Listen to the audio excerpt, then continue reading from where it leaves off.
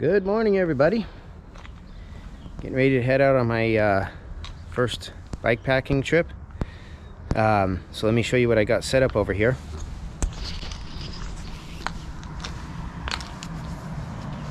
This is my commuter bike. I have these Top Peak bags.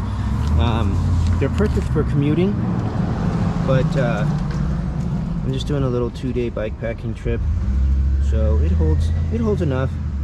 I did bring one luxury item, which I'll show you at the campsite, that took up a lot of room, but it's worth it since I'm staying close to the city limits, so I'll be able to get food or whatever I need. The campsites are about 5 miles outside the city limits, so I just have a trek.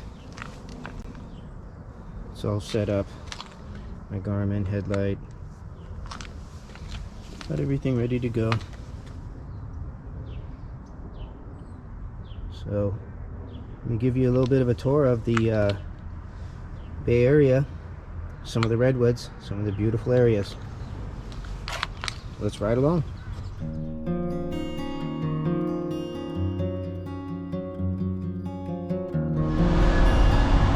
So this is my first uphill grade with this fully weighted bike, so we'll see how it goes. Doesn't feel too bad so far. My legs feel really heavy today for some reason, but it's not going to be that hard of a ride. Well, it's 30 miles, a little over 30, but the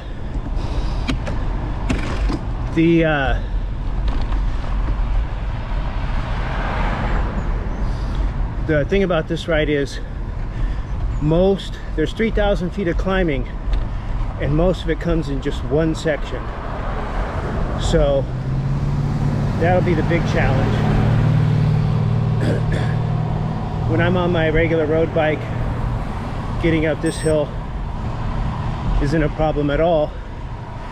But I am noticing with this, first of all, I'm not in that great a shape at the moment. Second of all, this bike is probably 50 pounds, so a lot of weight to carry up, but I'm in no hurry. I'll get to the top, I'll get to the finish line, and have a good night. So this is the town of Hillsboro. It's an absolutely beautiful area of the Bay Area, multi-million-dollar homes. It's everything's on half an acre, so you have a lot of land. I know that California gets a bad rap when you talk about politics, prices of everything, but it's actually the middle of March. I'm gonna probably have to shed a layer of clothing because I'm too hot. Getting close to 60 degrees, and I mean, look at how beautiful this is. It's kind of hard to complain. I've been here my whole life. Some things I really don't like about this state, and other things I really like. Actually, if you just get outside the city limits, you can find a lot of people that don't believe in a lot of the stuff that California kind of pushes on you. Not trying to get political or anything, just I'm more about nature, and it just feels like the state just continually tries to shut things down when it's so beautiful. I think they should be opening up more stuff. I'll show you the Crystal Springs watershed, which feeds San Francisco their water.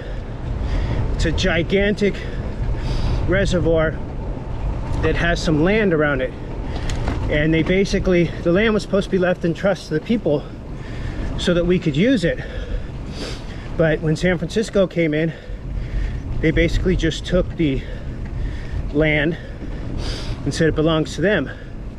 So there's been a big fight going on for years and years and years. You'll see some of the most beautiful land.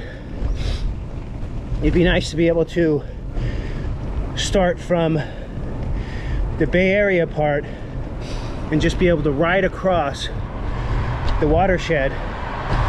It's acres and acres of land that nobody gets to use. The only people that get to use it are the employees of San Francisco when they pass through in their trucks on their well-maintained fire roads, which is kind of like, why not open those fire roads to us? You know, allow us to use it instead of forcing us onto streets to try and get to the ocean. So once I get over there, I'll go ahead and pull over on my bike, give you guys a view of what I'm talking about for those of you that aren't in the Bay Area, so you can kind of understand. You know, one of the complaints about California is shutting down lands like that to preserve it. I kind of don't understand the concept of preserving something when nobody can use it. I kind of liken it to people who collect things, whether it's coins, baseball cards, and they get that card or coin that they've always wanted, and then they turn around and throw it in a safe and never look at it. It's just, it's kind of fascinating to me that you would want something to preserve it, keep it, enjoy it, and then just lock it away. Okay, enough of that rant. Let me ride on a little bit more. I'll be up to the reservoir shortly, give you guys a nice view. But as you can see, I'm going right to the middle of this town.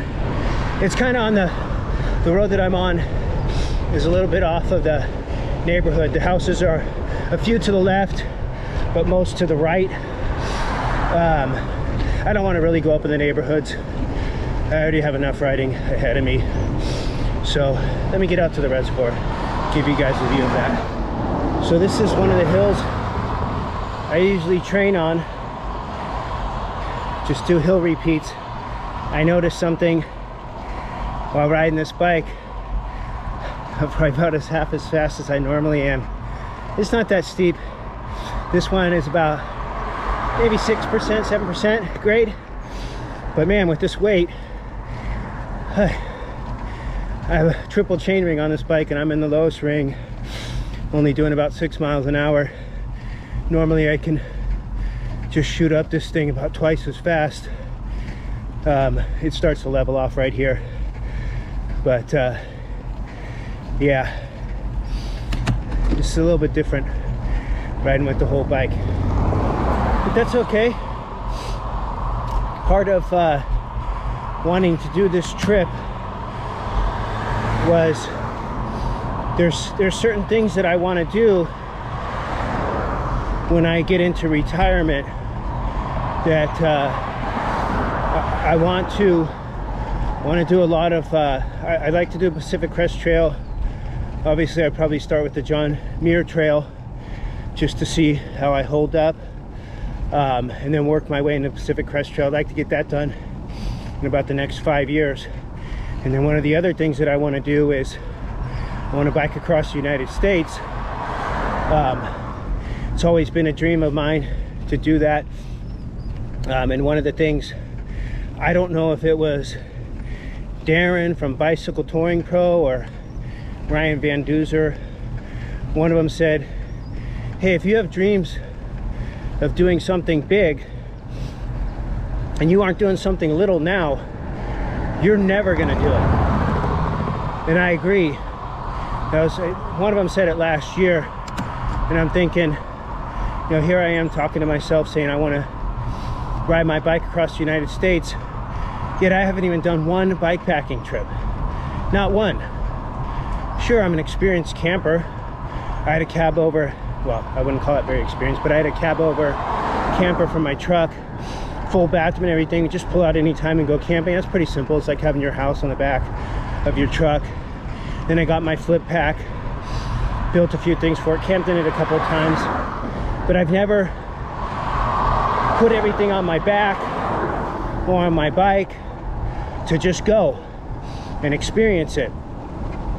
So this is my first bikepacking trip, and I think I planned it out very well. I want to test my new gear, got some new gear, tent, sleeping bag. So I want to get that stuff set up. But I'm only traveling just about 30 miles from home to my first campsite. So I'll get set up there and spend the night there. Try and do some night photography I'm gonna do night photography with my GoPro. I'm just trying to learn a little bit more about it and spend the night there, then pack up. So that'll be in the redwoods, and then what I'll do is pack up the next morning. I'll ride out to Half Moon Bay and I'll camp along the coastline. So I'll get two experiences. So 30 miles into the first campsite, a little over 30 miles, then a little over 30 miles into the second campsite, and then I'll head home. So I'll get a nice 2-day trip in. You know, I might decide not to do 2 days, just stick with one. Just all depends. Good morning. Just all depends on how I feel. I haven't been training a lot. I should be able to knock out 100 miles over 3 days, no problem. But you always say no problem, but when you're not in shape, it could become a problem. But that's one of the reasons why I plan this so close to home, that if I decide to bail out, I can either ride home or have my wife come and pick me up. For my pride, I'll ride home, but you just never know. I've done rides where I had to pull over, stop, and think about calling in a pickup. But once you rest up, get your mind right, your legs rest, you just hit the road again. Anyways, just kind of wanted to show you guys this uphill. This isn't that steep right here. It's maybe 3 or 4%. So just cruising along. But then once you get around this turn, there's about a 10% grade. Pretty short, but I'll definitely be getting out of the saddle in order to climb that thing. It starts to steepen up here, and then once you get past this other bend, you see the gas station up there. Once you get past that, it really starts to steepen out. So I'm gonna go ahead and get through that, and then I'll be crossing over the freeway, Highway 280, and then that's where I start to head out into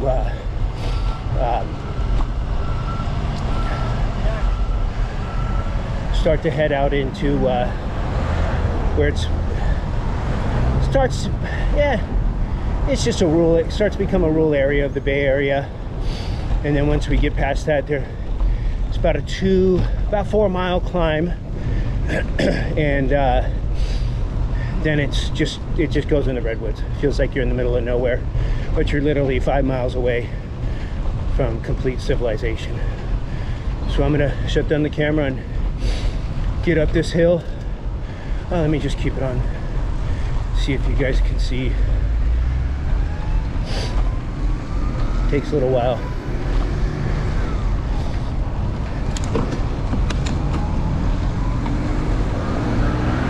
Yeah, you can see up there. It starts to get a little bit steep. I'm gonna shut this down, get up that hill, and I'll fire it back up once I start to head over the freeway. Oh man, that's like a 12% grade. Actually, it might be more, but very short. All right, talk to you later. Okay, got to the top of that hill. You know, it's always hard to tell on camera. It's not too steep, but man, with this bike, it really kind of weighs you down. So now I gotta head down there, a little bit of a downhill, but I've got to shed layers. I keep saying that, but it's official. I gotta shed some layers.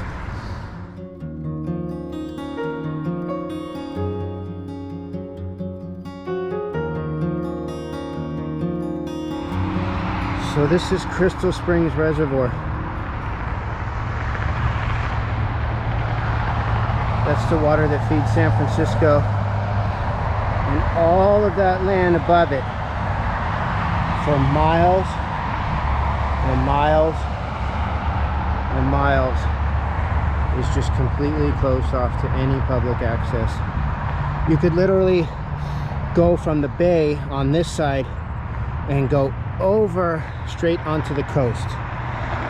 There's trails out there that are maintained fire roads, but instead, if you want to go over to the coast, you have to go over here, go on a main road, no bike lane, or you come over here, another main road, less of a main road, but no bike lane. Then you could just safely pass through there on a nicely maintained fire road. It's a shame.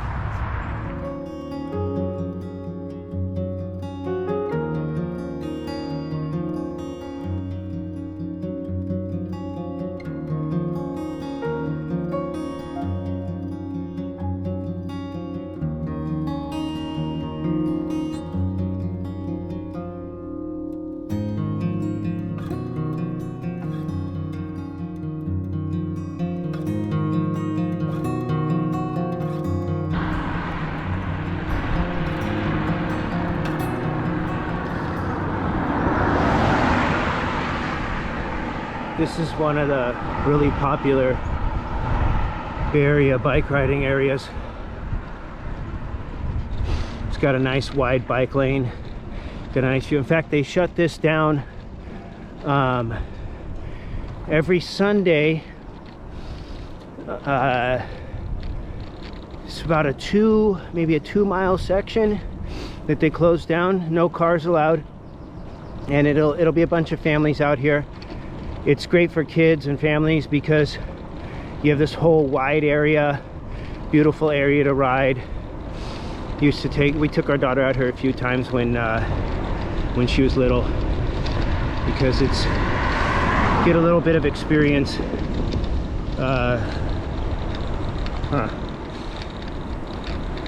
Hold on, I think I'm having an issue with my bike.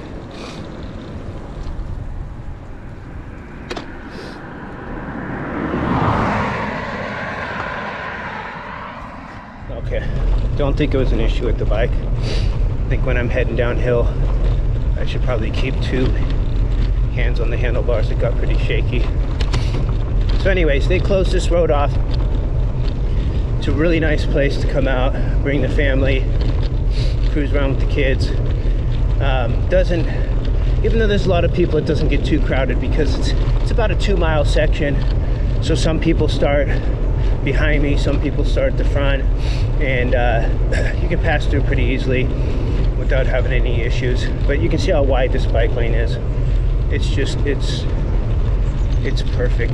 And then the more experienced cyclists, once you get past the Crystal Springs watershed, then you can start heading up into the hills, and you can do some really good climbing.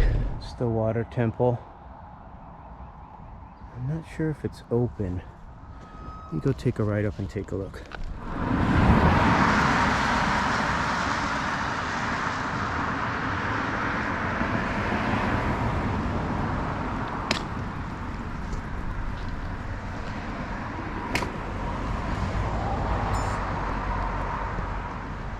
Well, the gate's open. It says closed, but it kind of looks open. So I'm in no hurry.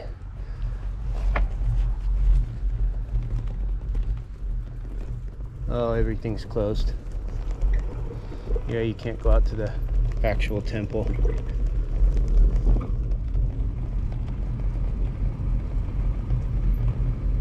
Oh well. It's a beautiful little area. The water pumps through that temple. I haven't been up there in a long time. I remember seeing it as a kid. Oh well. Head out of here.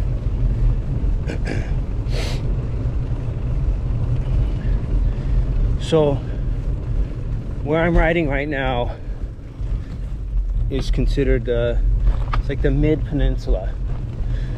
So right now I'm out on the edge of Woodside. And Woodside, long time ago, used to be like cabins. People had a lot of land, 1 acre, 2 acre, 5 acres, and it was just like all these little cabins. Nobody nobody really wanted to live out here. It was kind of like considered like the country, but then it's only like 15 minutes off the road. But then what happened was, with the tech industry coming in and everything becoming so expensive, the smart ones figured out, hey, that's some beautiful land out there, and they bought these properties when they were really inexpensive, ended up knocking down the houses and putting giant houses on them, and probably bought a property 20 years ago for $300,000, put a house on it. It's probably worth $5 or $6 million now. So I'll pass through the little town, show you how little it used to be, or still is little, but it's a great area. Oh, to the right of me is going to be the Filoli. It's an estate, and they used to own a bunch of this property out here. I don't want to turn the camera, but because there's really nothing to see. There's a gate over there, but look it up online if you've never seen the Filoli estate. Just Google it, take a look. It's a beautiful property. It's a mansion out there, beautiful grounds. You get to do, they do tours out there, so take a look. I'm gonna just ride up here, then I'll turn the camera back on when I reach Woodside. Probably have about 2 miles to get there. I'll flip on the camera, show you the cute little downtown they have there, and I'll be back. So I lied. I did stop at the Filoli estate. This is the back entrance. There's no, you can't enter through here, but I saw these turkeys sitting out here. Let me see if I can zoom in on them. Now I got my gloves on, I can't do it. Just some free roaming turkeys out there.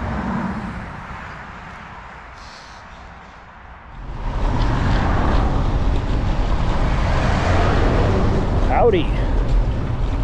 So we're coming up on downtown Woodside now. Not much of a downtown, but it's really cute. So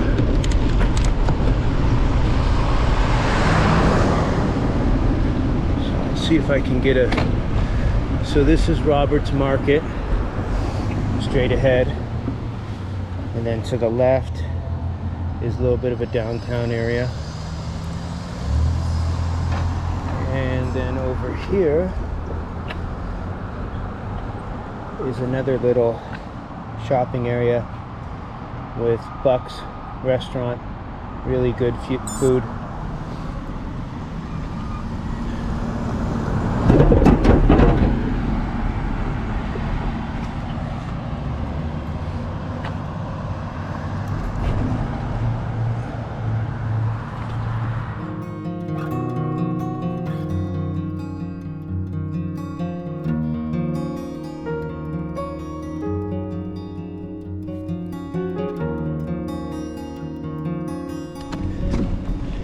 Got a little bit lost back there.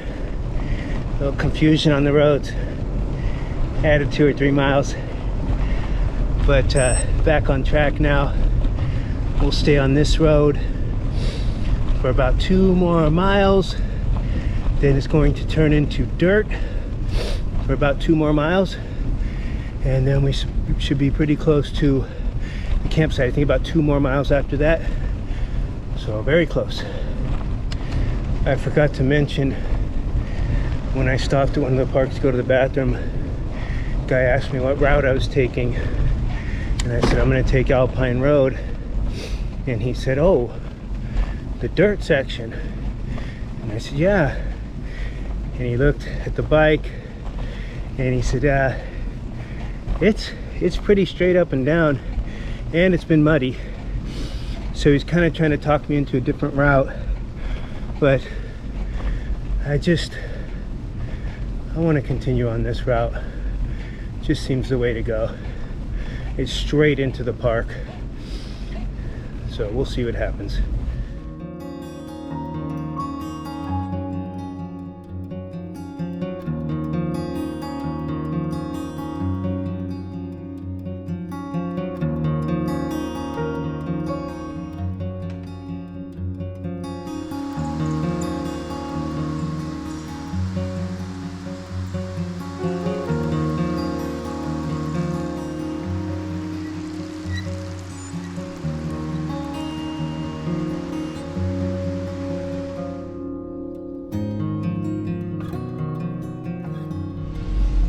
Look at this view, guys.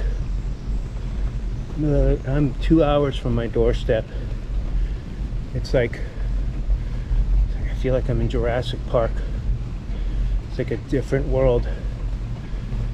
Nobody out here. No cars. Occasional car will come by. There's not much out on this road though. It turns into a dead end, into the dirt road. Oh my God. It's exactly what I needed. I needed to get out. I needed to be in nature. I needed to be exercising. So I'm getting my gear tested, taking my first bike packing trip, while also getting in my first official workout of the year. Looks like my Garmin just dropped. But so 28 miles in, 2,000 feet, fully loaded, feeling pretty good. So I think it's a very good start to the season. Right now, yeah, my Garmin dropped. So there's going to be a gap in there, but no big deal. But right now, just climbing. Been climbing for about the last mile, almost 2 miles. Easy, 4 to 6% grade. I think it'll stay about this for the next 5 miles. So I don't think I have any downhill from here. Pretty much all uphill. And then tomorrow, when I head out of the park, I believe the majority of it is downhill. There's not a lot of climbing. So tomorrow will be a pretty easy day. Hey, one person. First person I've seen in half an hour. Morning. So, should be hitting the dirt road soon. I'm starving, so I'm probably gonna stop before I start climbing up that dirt road and eat some lunch. Oh man, I was hoping to get to the campsite by noon. It's already 12:40. So at this pace, hopefully I'll be there by 1:30. Looks like we might be coming to the end of this road. Okay, time to eat. Okay, just ran into a mountain biker towing a single wheel trailer with their kid in it. And she's the second person to tell me that this is probably going to be impassable on the bike I'm on. That's 2 people now. But I'm not very smart. So, yeah, I don't know if I'm not smart or maybe I'm just more adventurous. Yeah, my back tire's slipping already, and I got about 2 miles of this. But it doesn't matter. It's only a 2-mile trail. If I have to walk, I have to walk. So she said it's gonna turn into a super muddy single track too. So not too bad so far. So I'll just keep going. Whew. They weren't kidding. This is it's not impossible. I haven't walked yet, but yeah, it's pretty steep. But the nice thing is there's a lot of gravel, so I'm able to get traction again. Also, when I was a kid, I rode dirt bikes, so you kind of learn your lines, become better at lines. Sometimes people think the cleanest line is the best line, and what I'm dealing with right now is a bike that doesn't really have knobbies, so I'm trying to choose lines where my tire's not sliding,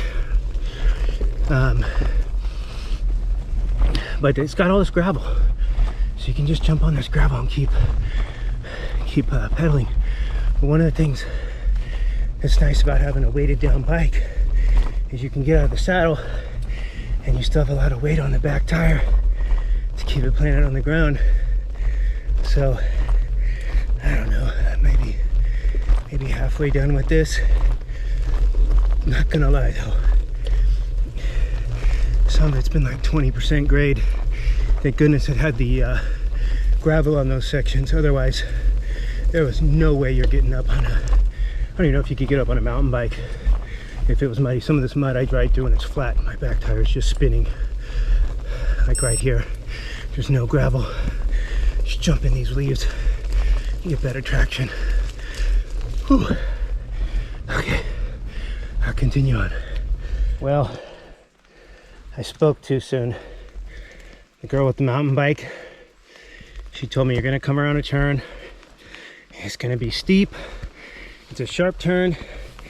It's muddy. And I don't think you'll get up on your bike. And you know what? She's right. I'm walking my bike up this part. If it was dry, I could probably do it. But this is, my tire's just slipping out. So, this is steep. Ugh. So, I'm just gonna keep walking, hop back on when I have a chance and see if I can continue climbing. But she described that part perfectly. She knew I wasn't gonna be able to get up it. She was right. I almost did. I kind of fell over into the hill. Because I lost my balance because I couldn't pedal. All right, back on.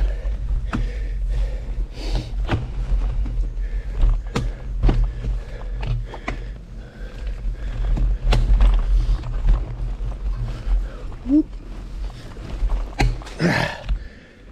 Yeah. No chance. Okay, I'll walk from here. I don't know if the camera can pick this up, but I was slipping just walking up this hill, and it progressively is getting steeper and steeper and steeper. Right now, yeah, my bike's even just slipping, but I'm going up this hill. My God, it's over 20% grade with this mud. It doesn't look like mud, but it feels like ice. My shoes are like, it looks like regular dirt, but then as soon as you step on it, you slip. Oh yeah. Oh God. I can't even walk up this part. It's so damn steep and slippery.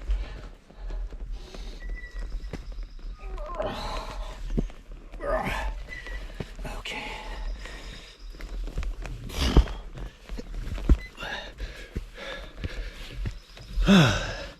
Now I know what the guy was talking about when he said, I hope you're not planning on coming back that way.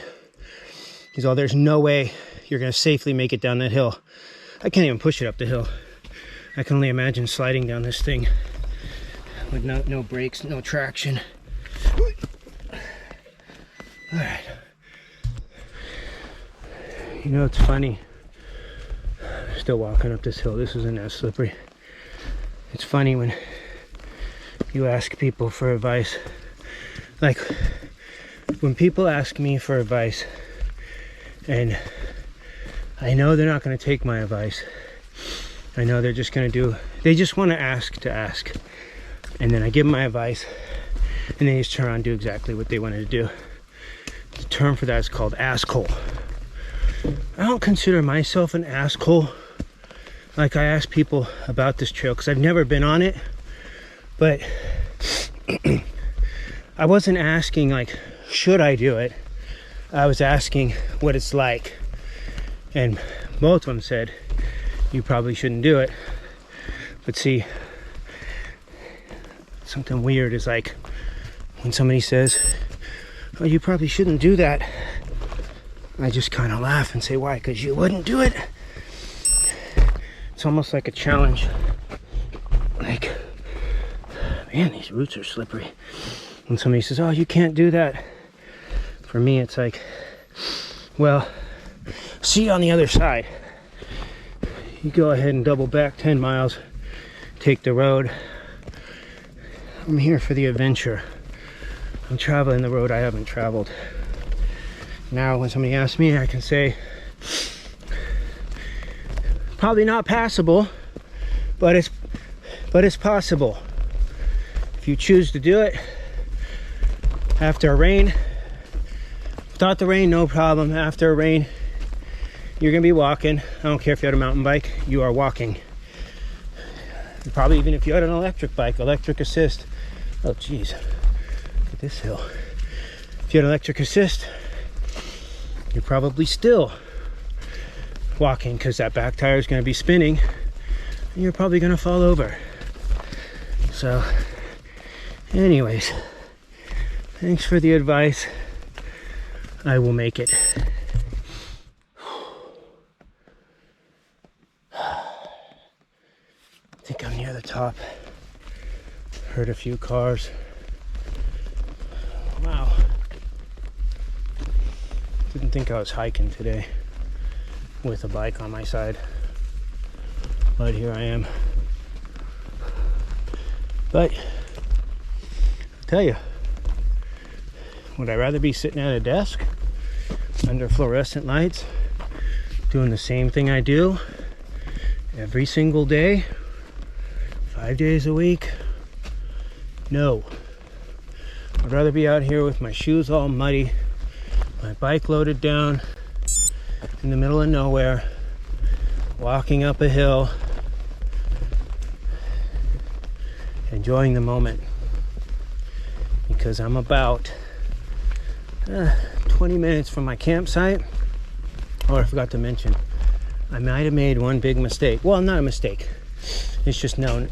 This campground, I'm not sure if they're taking reservations, but I think they opened it back up. There's 4 bike and hike sites. So if there's 4 people ahead of me, I don't have a campsite. Judging by the weather, it's a Friday. Shouldn't be a problem. I should be able to get a site, no problem. And then when I go down to the coast, it's the same situation. But I think they have 20, 30 sites, because it's along the coastline. It's a common place for people to stop. And they only allow you, I think it's 1 or 2 nights.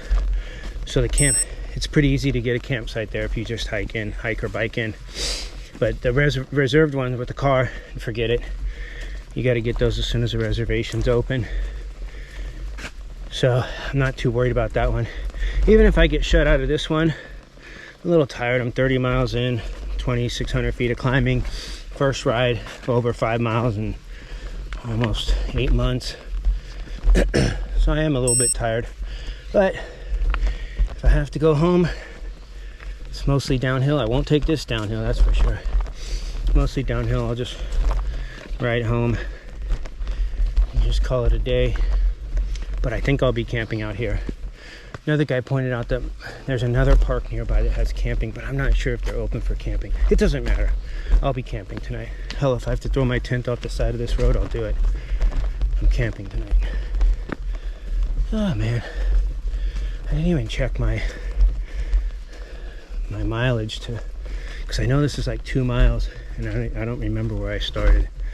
So I have no idea how much further I have to go, but I thought I heard a car earlier, but then there was a neighborhood to the left-hand side. So it might have been a car driving over there. I just noticed as I'm talking, I could probably hop back on as soon as I find a flat spot and start riding again. It's not that slippery anymore. So I'm gonna hop on here. Woohoo! Back to gravel. So I must be getting close. Ran into another issue. I started cramping up in my leg, my left leg. I outsmarted myself and said, it's a cold day. It's not going to be a hard ride. I don't need to bring electrolytes. Nope. Just put electrolytes in your bag. That's all you need to do, whether you need them or not. So, cramped up pretty bad. Just stopped, stretched it out. It's going pretty good now. Actually, it's very well.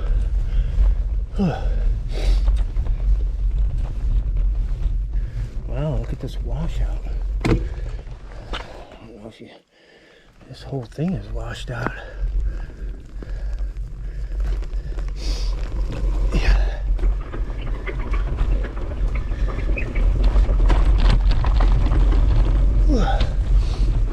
This is what the guy was talking about. This whole thing is washed out. Yeah, I'm not trying to write up that.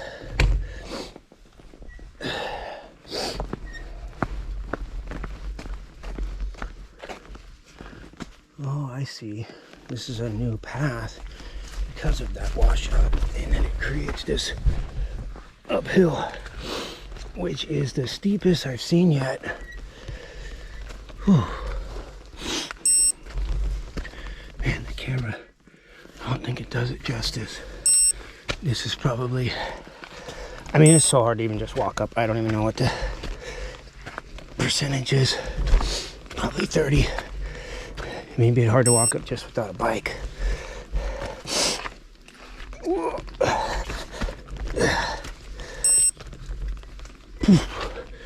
Holy crap. This used to be the trail right here. Look.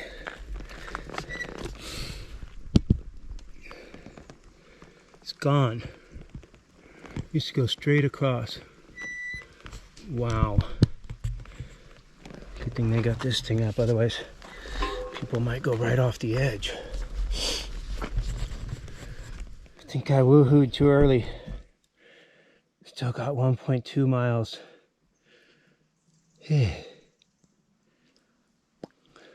Okay. Oh, finally heading downhill. That was about 600 feet of climbing over a little over 2 miles in the mud. It was challenging. And I fell over once into the just into the side of the hill, no big deal. But then another time, the back end slipped out. I fell into one of those prickly oak trees, and the little leaves that have the stickers on them, and I was pretty itchy. Man, it's so freaking slippery. I don't even really feel that comfortable shooting down this hill. It's funny when that lady was on the mountain bike. She had a full bike kit on. She's pulling her son up, so she's obviously pretty experienced. Oh, yeah. Helmet is stuck in the tree. So she's pretty experienced. And when I said, you know, what's this trail like? The first thing she said was, oh, this is where all road bikers turn around. And then she said, and it's good for mountain bikers, but I don't think any mountain bikers would do it today. And then she looks at my bike and she says, oh, and definitely no gravel bikes would be going today. And I said, oh, but it does go through, right? I'm gonna walk this because I'm a little nervous because it's so slippery. I said, it does go through. She says, yeah. And I said, okay, well, I'm going through. And I'm not saying all this to brag. I just like to have fun. And she kind of looked at me shocked, like, oh, well, you could double back. And I'm like, no, listen. And I looked at her and I said, life's an adventure. And I said, today's adventure will be going on this trail and we'll see where it takes me. So if she ever comes across my YouTube channel, I made it to the other side. Today's adventure, oh boy, look at that hill. Today's adventure ends up being about 3 miles in the mud, pushing a bike most of the way. But saw a new trail. It's exactly what I needed too. I love challenges. I mean, it just makes it so much better when you get to the campsite, get everything set up, sit back, reflect on your day. I mean, if you rode on flat road all the way here, there's no big deal. It's like a lot of the times people say, oh, how many miles did you ride today? I say, oh, 50. They're like, oh, wow, that's a lot of miles. And I'm like, yeah, but I did 7,000 feet of climbing. And they can't comprehend the difference between 50 miles and 7,500 feet with that 50 miles. It was just 50 miles flat. It's a pretty easy ride. You add in the 7,500 feet of climbing and everything changes. It's a pretty difficult ride. It's a very difficult ride. It's a lot of climbing. That stuff wears you out. But then when you get home, I mean, even at my age, I recover so quickly. I can, next day, I'm good to go. Like tonight, I know I'm gonna be tired. First time out in a long time. I'm gonna be tired, but that's okay. I got nothing to do but relax. Okay, back on a little bit of flat land. Let's get this machine going again.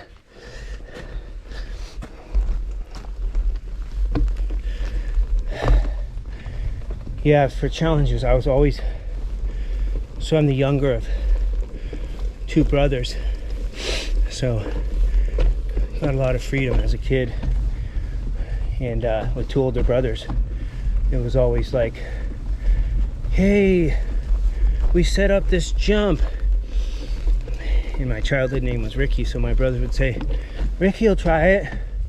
Well, I'd go try it. Sometimes it turned out okay. Other times it turned out with a broken arm, broken hand.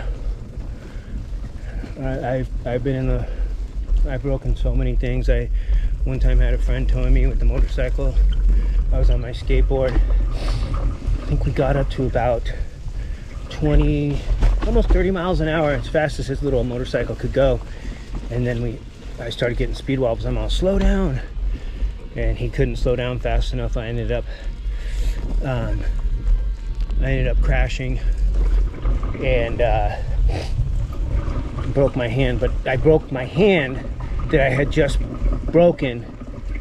I got out of the hospital. I crashed on my bike and landed on my head, and I had a concussion. I was in the hospital for a few days, and I also broke that hand. Well, as soon as I got the cast off, of course I have to jump on my skateboard and get towed by my buddy, and then crash again and broke the same damn hand. So let's see, I gotta figure out how to get out of here. That was pretty funny. I just ran into the rangers clearing the trail, and the main guy looks up and he says, where the hell did you come from? And I'm all, the Alpine Road up there. He's like, you went on dirt Alpine Road on that bike today? I said, yeah. It's like, oh man, okay. So he told me I'm pretty close to the asphalt road. He goes, oh, if you want a more scenic route, you can actually turn this way and go through some more dirt. I'm like, I'm done with the dirt for the day. I said if it was a nicer day, and if it was a little bit earlier, I would definitely consider it, but I just want to get on asphalt and get to my campsite. So he gave me directions. Now I'll see if I can get lost. There's the asphalt road. Oh boy, straight up. Thank goodness I ran into that ranger. I came out the wrong, there was no markers out on that trail, and I came out the wrong area. There's the San Francisco Bay Area. San Francisco's down there. Silicon Valley's down there. And that's where I started, way down there. Started the climb.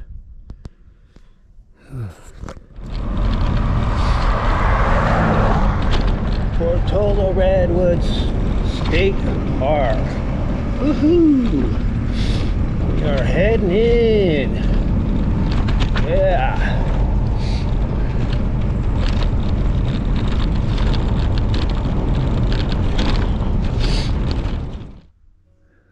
at that view.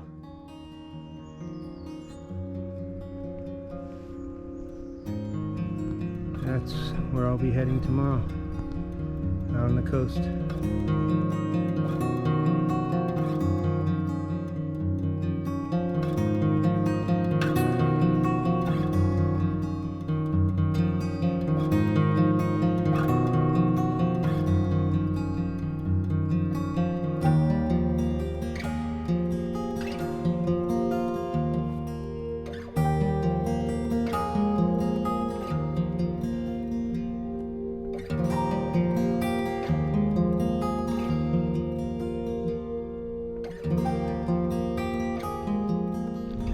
This vineyard. Wow. Hey, horse.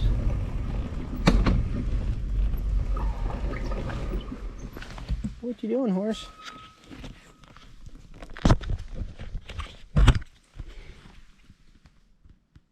Hi, horsey. Hi, horse. Look at that vineyard. So nice. There is so many good views out here. So basically I'm on the top of these hills, so I can see the ocean, and I can also see the bay. I'm trying to still get to the campsite pretty quickly here, but I was trying to stop so that you guys can actually see some of these views. Hey, buddy.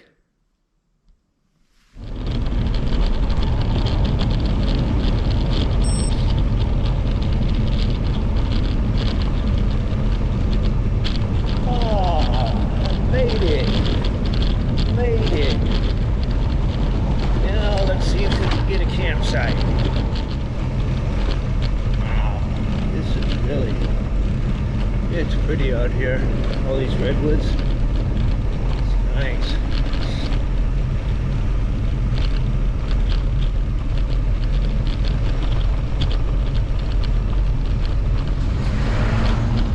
I'll tell you something though.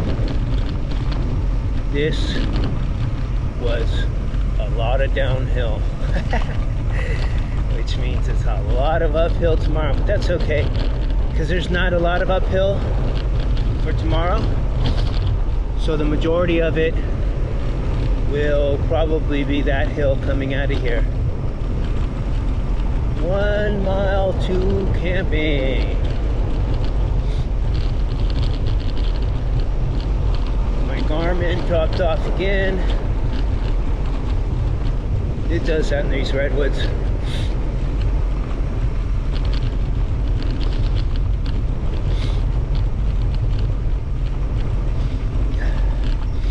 Smells so good out here.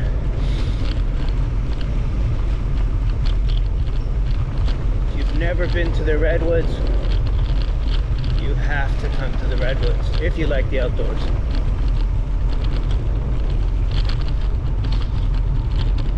It's like the redwoods are magical, really magical. The smell, just knowing how long they've been here for. Okay, I'm gonna shut this down until I get to the campsite because this battery's pretty low. Enjoy that redwood view. I'm trying to figure out which is the best campsite here. I don't have very...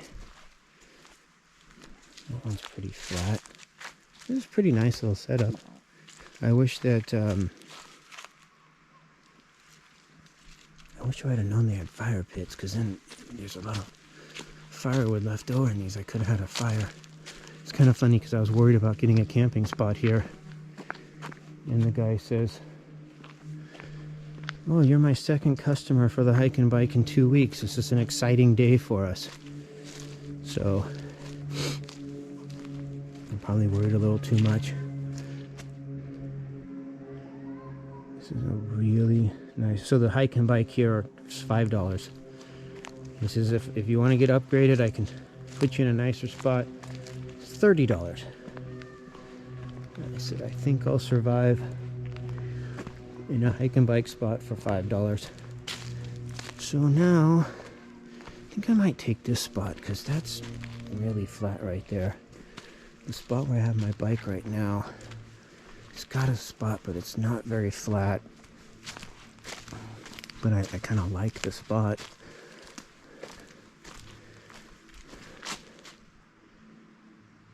Yeah, the other one's more private. Yeah, I'm gonna set up over there. So let me go ahead and get set up. Good thing I just cleaned my bike all up for this ride. And look what I found over here. Not that I'm gonna have a fire, but I'm gonna keep that in my tent for protection. Let me go ahead and get my tent set up. I got the Z-Pack's duplex. So I'm gonna go ahead and set it up. It'll be my first time setting it up, so see how that goes. Get it set up. So since I don't have a trekking pole with me, I got these tent poles, and I cut them down so they'd be smaller and more packable. I'm actually gonna I'm gonna add one more, and then cut all of them down a little bit smaller too, so that they can fit in here a little bit better. So in that way I can carry this around when I don't have trekking poles.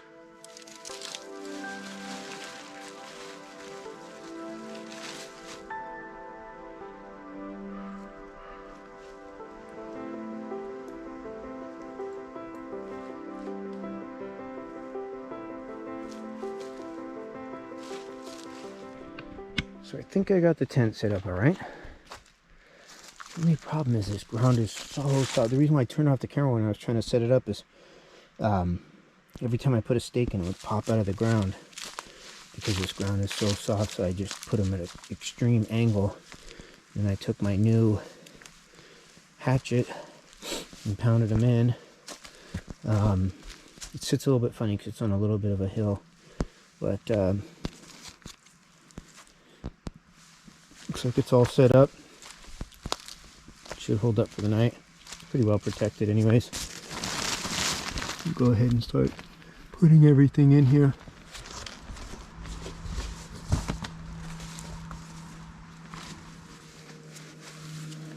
So it's 49 degrees right now. Getting a little chilly now that I've warmed down a little. And I got my 20-degree quilt. It's supposed to get down to about 40, 45 tonight. Different weather forecasts. So whatever. Don't judge me. I brought a chair.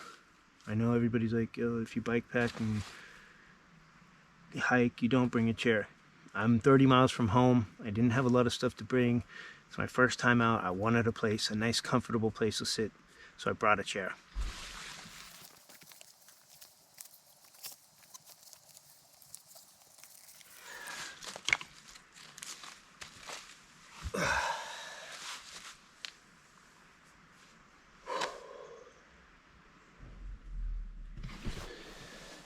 I've got my charge station set up. Just throw all my gear over here. My quilt. This duplex, Z-Pack duplex, it's actually really roomy. I know a lot of people that are taller. I'm 5'10". My God, I got tons of room. I don't know what people are talking about when they say. I don't even have that pulled back because the tree's over there. And I got plenty of space. It's not even hitting this thing. My feet aren't hitting. This is really roomy. You could definitely, I got the duplex because I wanted to be able to just throw all my gear in, but you could definitely fit two people in here. You could probably even throw your backpacks in the middle if you wanted to. It's roomy. There's not much else to do. What time is it? It's 4 o'clock. Probably just gonna sit here. I was gonna try and do some night photography, but don't think I can because I'm in the middle of the redwoods. Can't even hardly see the sky. So I'll probably just sit here for a little while, lay here. I'm actually really tired. Hang out, sit in my chair. Brought a chair, and go to bed and start over in the morning. Head out to the coast. So check in a little later. Made it through the first night. Equipment worked all well. Everything worked out okay. Tent worked out really well. The sleeping quilt worked out good. But the only complaint I have is the going from a nice cushioned sleeping surface to a 1/2-inch foam pad that was a little bit uncomfortable, but felt pretty good. So I'll start packing up and heading out to the coast. When I was talking to the rangers, there was another guy there that looked like he was probably a volunteer, some sort of older guy, and he asked me where I was headed, and I said I'm heading out to the coast, and he said, oh, okay, not that bad of a ride. And then yesterday I had mentioned that coming down that hill, it's going to be quite a challenge to get out. And he had mentioned, oh, your main climb is going to be getting out of here. And he said it's about 1,200 feet. So it's going to be a pretty good challenge starting the day, just heading up that hill. But the good news is once I get beyond that hill, it's going to be easy. Nice, easy cruising along the coast. A few rolling hills, but not a big deal. So I'm going to go ahead and get packed up and head out to the coast. And I'll probably just stop at a coffee shop and get a bagel, nice coffee, and start my day off. Before I take everything down, just wanted to give you a view of the campsite. Slept under these trees. Portola redwood hike and bike. They come with fire pits. Obviously you're not going to probably be bringing in wood on your bike, but most of these had wood left in them. So if you brought something to light them, you could have a fire. So over here, just down this hill, I can't see it, but there's a creek. So all night, it's nice running. People pay for that. They pay for a machine to make that sound. It was really nice. Just sleeping out here. Pretty quiet. Some kids in another campsite down that way. They stayed up playing till about 8:30, 9 o'clock, but that's okay. We want the kids out in nature. They'll wear themselves out and go to sleep. No complaints from me. Okay, I'm gonna finish getting packed up.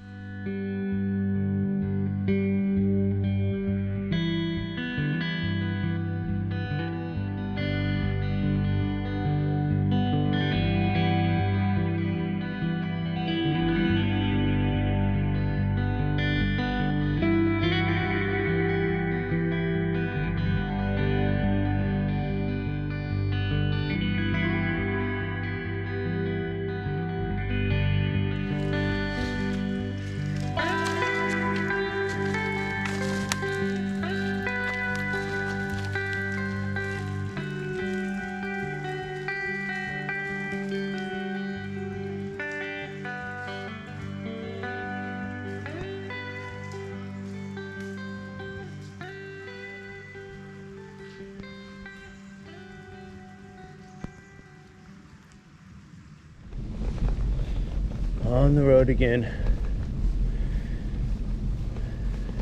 Just started raining. Wasn't supposed to be any rain in the forecast. So I have rain gear, but I really don't feel like pulling it out.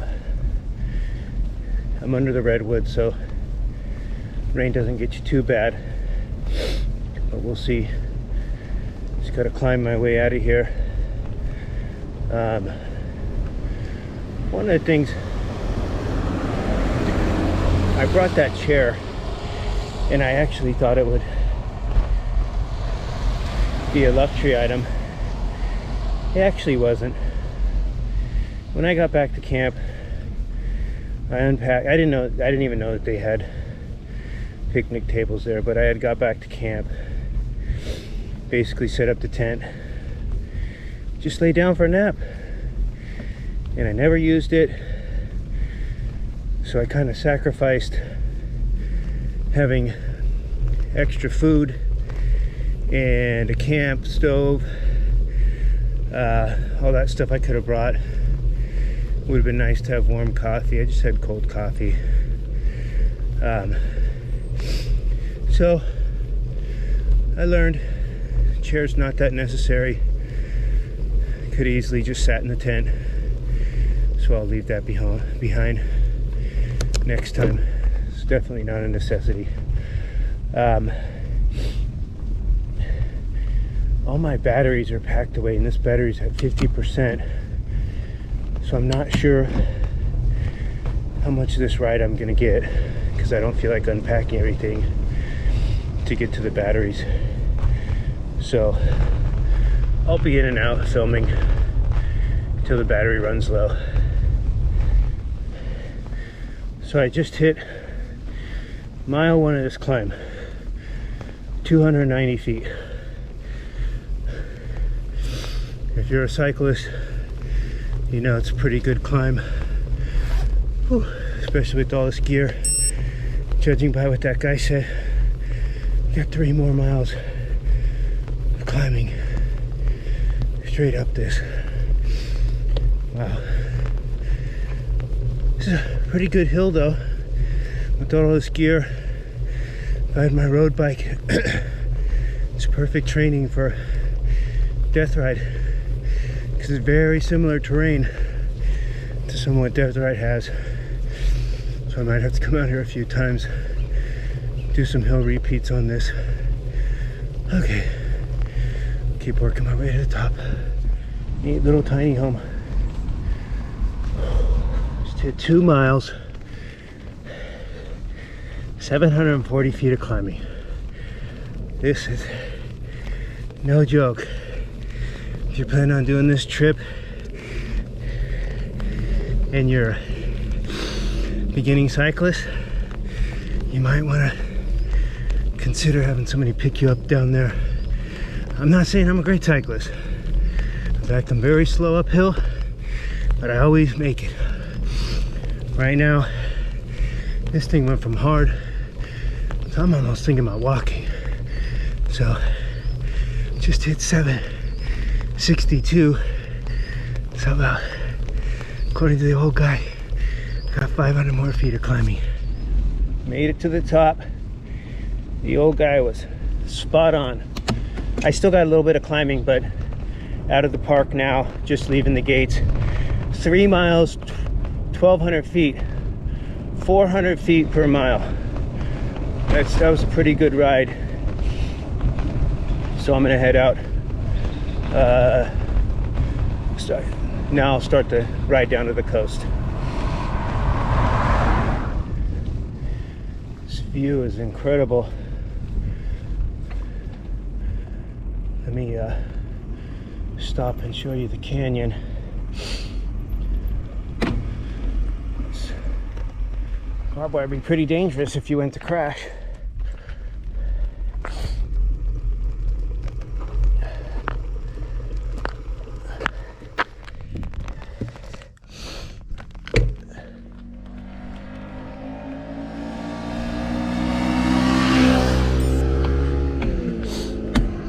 Really nice ride. So it's Portola State Park. If you're looking for a challenge, it's probably the most challenging uphill I've done. Granted, I'm loaded up, but I mean, it was 3 miles and 1,200 feet of climbing. That's 400 feet per mile. So for 3 miles, you're climbing a pretty steep area. I know some cyclists would be like, no big deal. Yeah, they're stronger. But for your average cyclist, it's pretty good. Pretty good climb. I should be heading out on the main highway soon. And I believe it's The majority of it's downhill because I'm on the top of this hill mountain range. So I should start just heading downhill. I'll have to bundle back up because it's pretty cold. When I left the campsite, I didn't realize how cold it was until I turned on my Garmin, and then it showed it was 39 degrees. So it was pretty chilly this morning, but so I was all layered up. But the good news is when you start to climb, you just pull off all those layers. I was in a full sweat because it was quite a workout. So when I start heading downhill, I'm gonna have to layer back up because it's gonna be cold. And then usually when you hit over the coast, you come out of this cold mountain range, it warms up a little bit. I'm not sure about today, but we'll see. It doesn't really matter. I'm prepared whether it rains, hot or cold. It wasn't supposed to rain. It did rain a little bit this morning, but it stopped, so it's just a storm that passed through. Okay. Out on the main highway, still heading uphill. I think somebody lied to me. I'm 2020.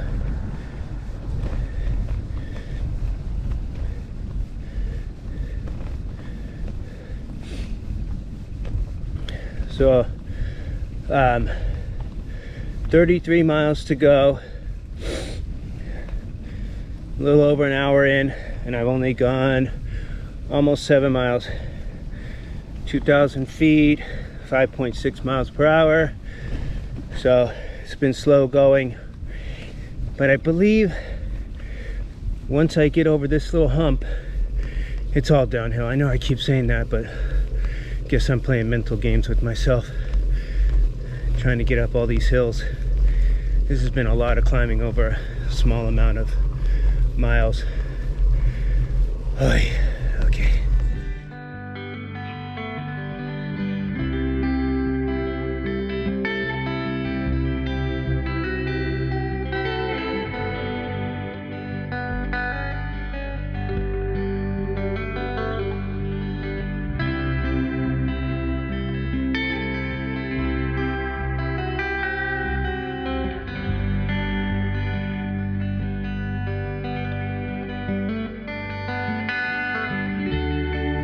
Time for a little detour. I'll get lunch here. This is called Alice's. Let me see if I can get a place.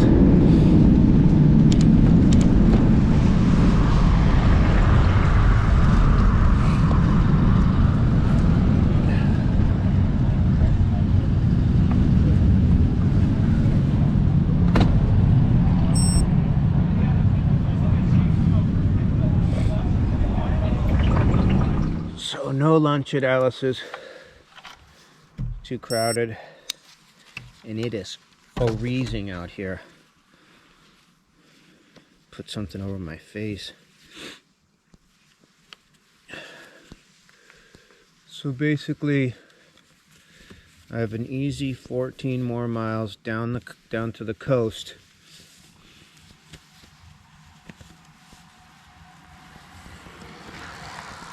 And then once I get down there, I can stop and get some warm coffee. Then it's just a couple more miles into the campsite. Whew.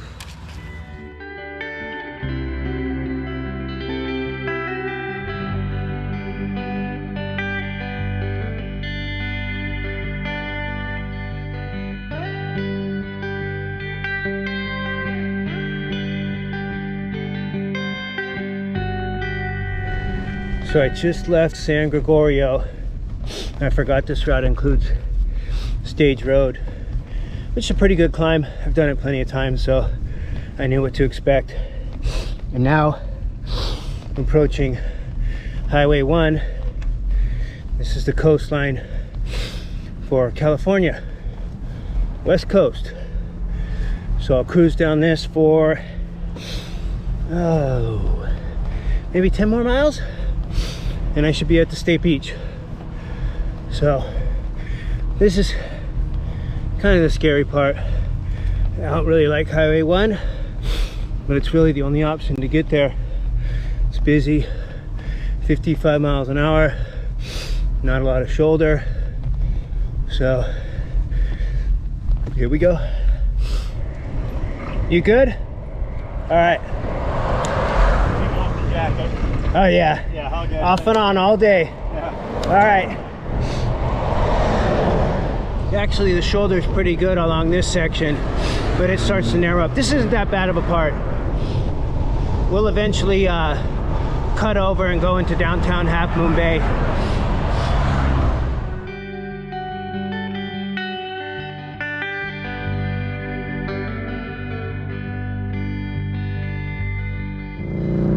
Like I said at the beginning of this video, for all the issues California has, I went from the bay to the redwoods to the ocean.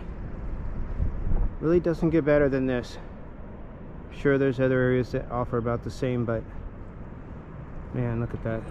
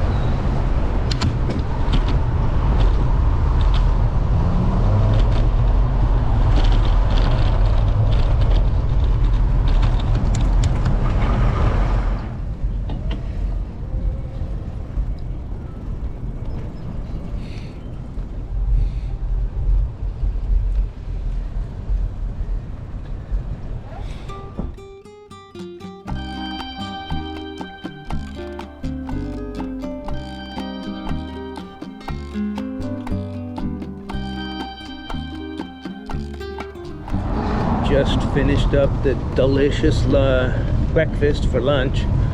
Whew, that was really good. I have to double back this way, so I'll probably stop here tomorrow in the morning, just get a bagel and cream cheese before heading home. But I'm only 1.5 miles from the campsite, so I will check in as soon as I get there. Walking your goats, huh? Wow, that's something different. Apprehensive with the dogs then. Yeah, Yeah, it is, but they like to walk.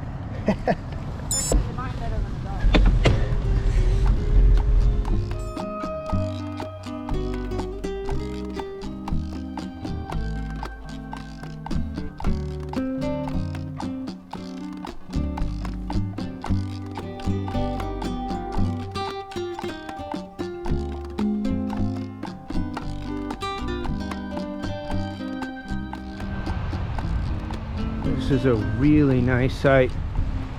$7. Bathrooms, ocean view.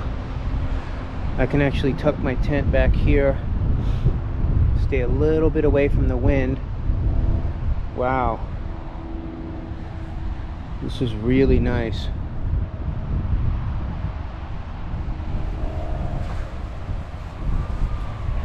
It comes with a food locker, fire pit. Man, for a state park for $7, this is a deal. Okay, let me get my site set up here. Wow, I'm still kind of shocked that this is unbelievable. These campsites over here, the reservations go in like 5 minutes. As soon as they open, they're all gone. It's almost impossible to get them. So this is my first time, even though it's only like 20 miles from my house, this is my first time ever camping here because I'm never able to get a campsite. So just come in on your bike and you can camp at this beach. Okay, got the tent all set up, charge station, pillow. I made an extra pillow out of my other clothes and a stuff sack for the quilt. My chair is actually going to become useful for this trip. It's so windy out there, this whole edge keeps flopping up and down. So I took my chair package and just threw it on that edge, and then one of my bike packs, so that'll hold it down. Doesn't look that windy from inside, but it is really windy out there.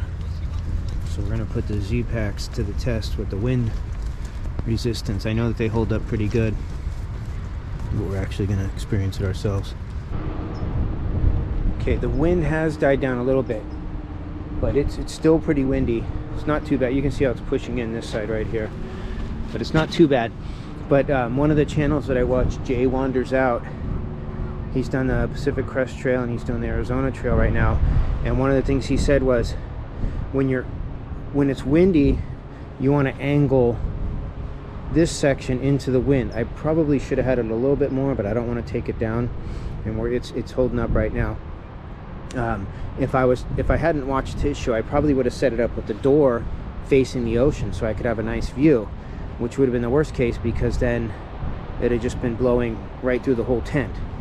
And the way it's set up right now is the wind's kind of aerodynamically going over the tent. You can see on the top there it's bowed. That's from the pressure of the wind pushing against it. So just keep that in mind when you're setting up your tent, to make sure you set it up that the wind blows over it rather than trying to blow through it. Yeah, it should have really been a little bit more this way, but it's going to hold up for one night. It shouldn't be a problem at all. So I'm going to go ahead and walk over and check out our view. So these are actually showers. I'm sure that they're coin operated, but let's take a look.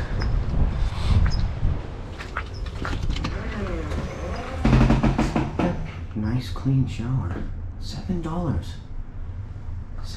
for the site.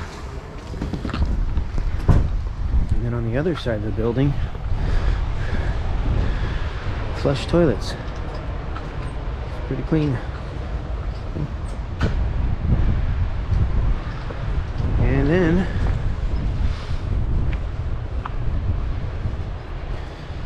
literally 100 yards from the campsite is the beach.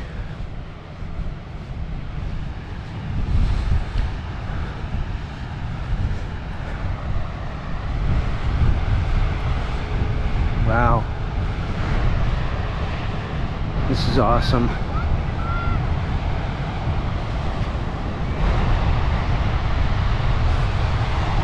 What are the hours of this beach?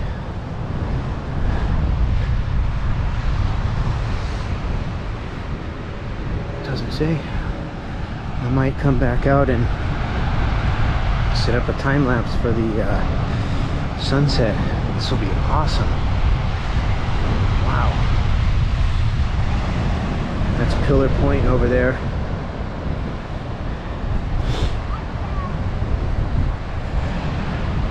No wonder why this campsite fills up so quickly.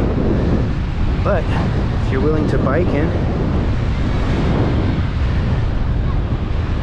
for $7, you can enjoy all of this. It's pretty cool.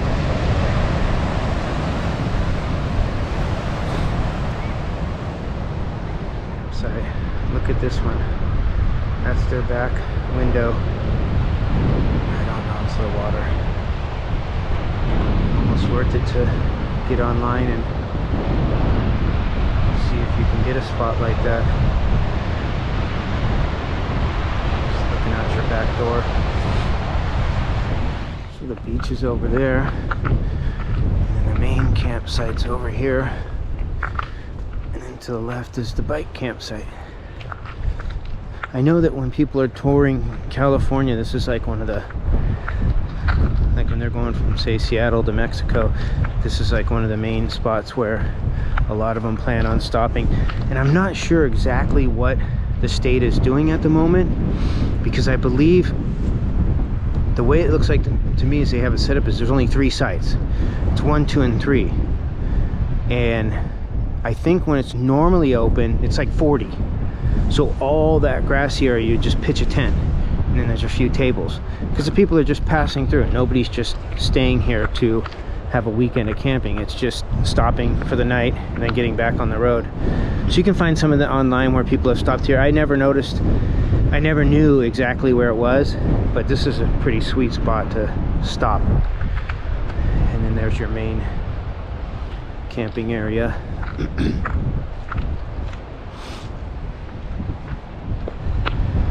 All right, I'm gonna sit down and rest a little bit, and I'm probably coming back out for that sunset.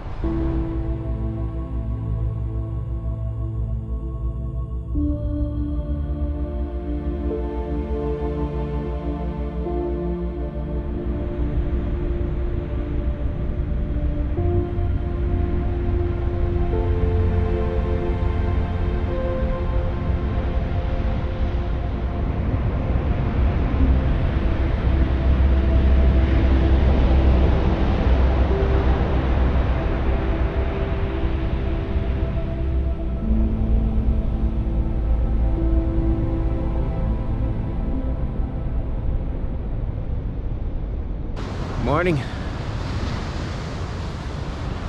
It's final day. It's been a pretty good trip. Pretty happy. All the equipment worked out pretty well. About the only thing that I'll probably change up is the sleeping pad. I want to get a little thicker one. So I'm going to go ahead and break down the camp. Start heading back. It's about another 30 miles today. So about halfway I get to meet my daughter and wife, because my daughter's actually out running today out in the redwoods. So I'll stop and see them, and then I'll get home. I'm gonna head up a road called Tanitas Creek. So once I get there, I'll fire up the camera. If anything good happens in between, then I'll start up the camera. But Tanitas Creek is a really beautiful ride through the redwoods, so I'll go ahead and get that started.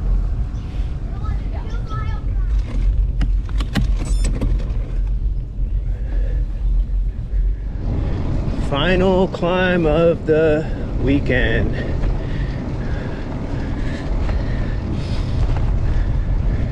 So I don't know exactly how many miles this is. It's not too bad. A couple of steep parts, but you get a ride through these beautiful redwoods, and you come out on the top of the hill, and then you head down the other side. You end up back in Woodside. I'm supposed to meet my family about halfway, but somehow I fell about half an hour behind schedule, and I don't think there's any way I can get up this hill to meet them in time unless they're running behind.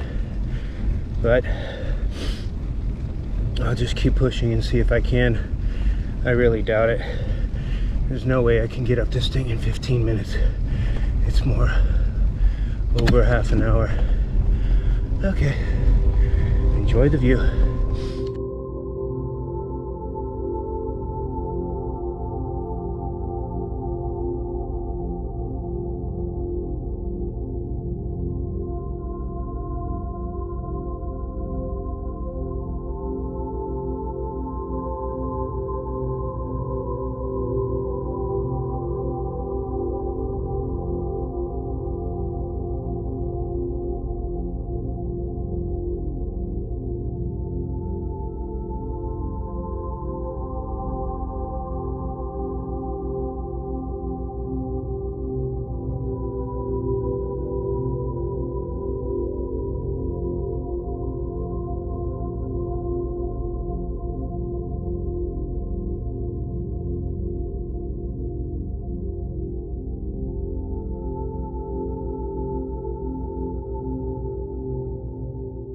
Almost 1 hour later, we reached the summit.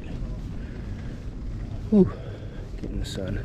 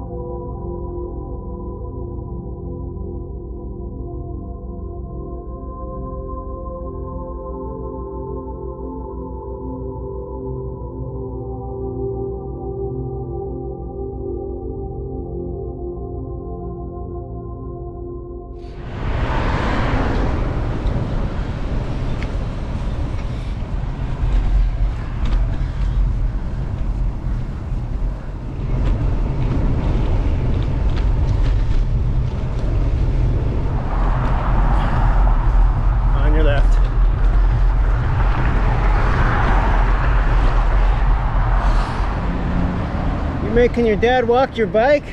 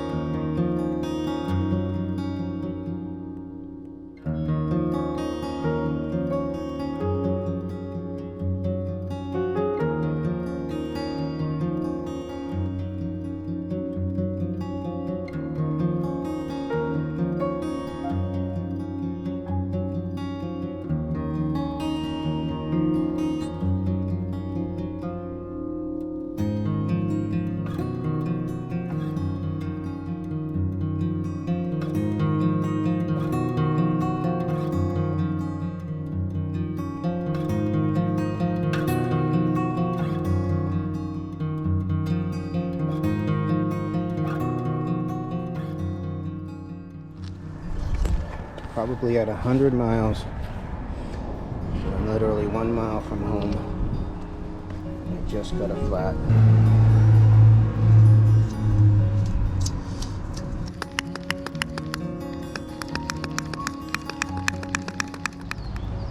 So I got the tire changed, put the new tube in, and it went flat again. Probably something still stuck in my tire. I looked around. So called in for a pickup. My wife came and got me. She's only a mile away, so I'm back at home. I'm gonna call it an end of the trip.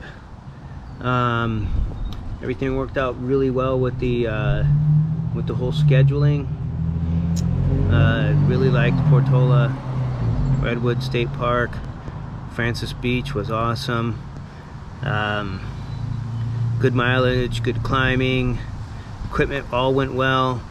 I'll upgrade my pillow. It's too flat, it's too low, and I'll upgrade my sleeping pad. It's worth the money to invest in. 1/2-inch foam pad after riding miles just doesn't seem to work. Take a look at the mechanical stuff on my bike, and get ready for another adventure. Hope you guys enjoyed that, and see you on the next one.